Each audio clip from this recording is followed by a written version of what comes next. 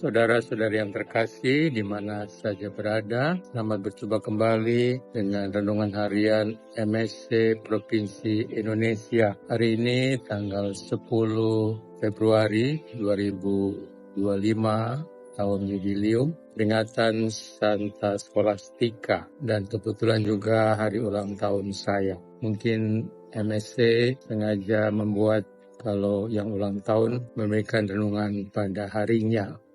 Dan tahun lalu biasanya saya membuatnya di Seminari Tinggi Atticus Pineleng, dan sekarang saya membuatnya di Santuario La Nostra Signora del Sacro Cuore di Roma, di Piazza Navona, rumah MSC. Kita dalam peringatan Santa Scholastica ini diajak untuk merenungkan panggilan hidup kita menuju kepada kesucian, kepada tujuan semula Tuhan menciptakan kita. Kebetulan bacanya hari ini, bacaan pertama tentang kitab Kejadian, bagaimana Tuhan membuat segala sesuatu baik adanya. Dan dalam Injil Markus, mari kita baca dari Markus 53 sampai 56. Setibanya di seberang, Yesus dan murid-muridnya mendarat di Genesaret dan berlabuh di situ. Ketika mereka keluar dari perahu, orang segera mengenal Yesus. Maka berlari-larilah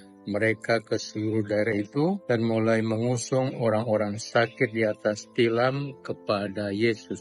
Di mana saja kabarnya ia berada. Kemanapun ia pergi, ke desa-desa, ke kota-kota, atau di kampung-kampung, orang meletakkan orang-orang sakit di pasar dan memohon kepadanya, supaya mereka diperkenankan hanya menjamah jumbai jubahnya saja, dan semua orang yang menjamahnya menjadi sembuh. Saudara-saudara yang terkasih, iman kita memberikan pedoman, memberikan pengajaran bahwa hidup kita ini memang dikehendaki oleh Tuhan untuk menjadi baik sesuai dengan kehendak-Nya. Dan ketika dalam penciptaan pertama manusia jatuh dalam dosa, Tuhan menebusnya.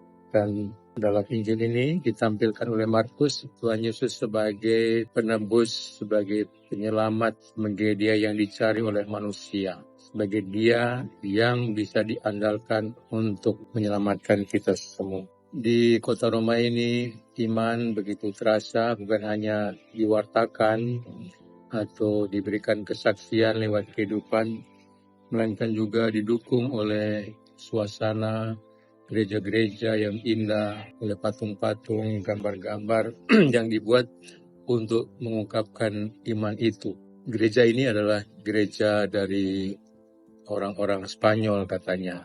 Jadi di Piazza Navona ini, waktu dulu masih sederhana, belum banyak bangunannya. Kalau orang dari Spanyol, orang dari Prancis, orang dari Jerman mau bertemu dengan Paus, maka ada tempat-tempat pertemuan yang dikhususkan. Maka di sekitar sini juga ada gereja orang Prancis, gereja orang Jerman, begitu pula di sini.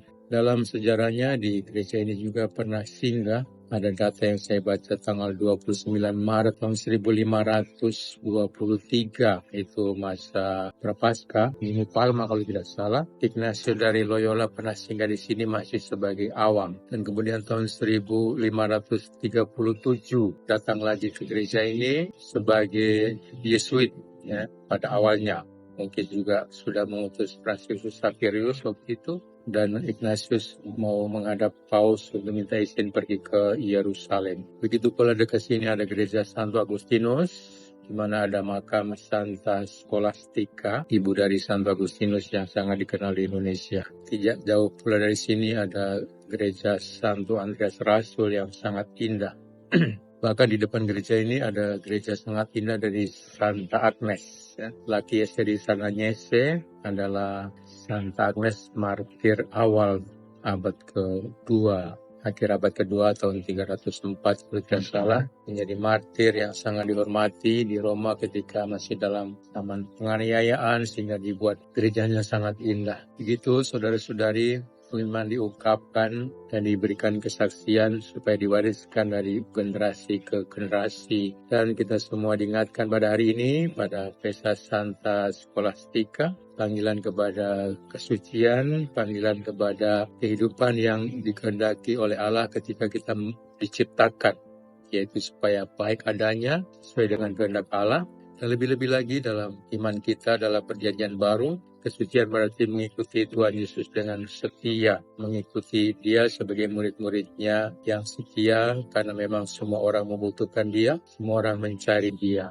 Semoga iman inilah yang kita pupuk dan kita kembangkan. Kita mohon berkah dari Tuhan, semoga selalu diberikan kekuatan untuk tetap setia dalam situasi hidup apapun juga kepada Tuhan Yesus, Sang Penyelamat kita. Seperti semua orang mencari Dia, begitu pun kita semua juga mencari Dia.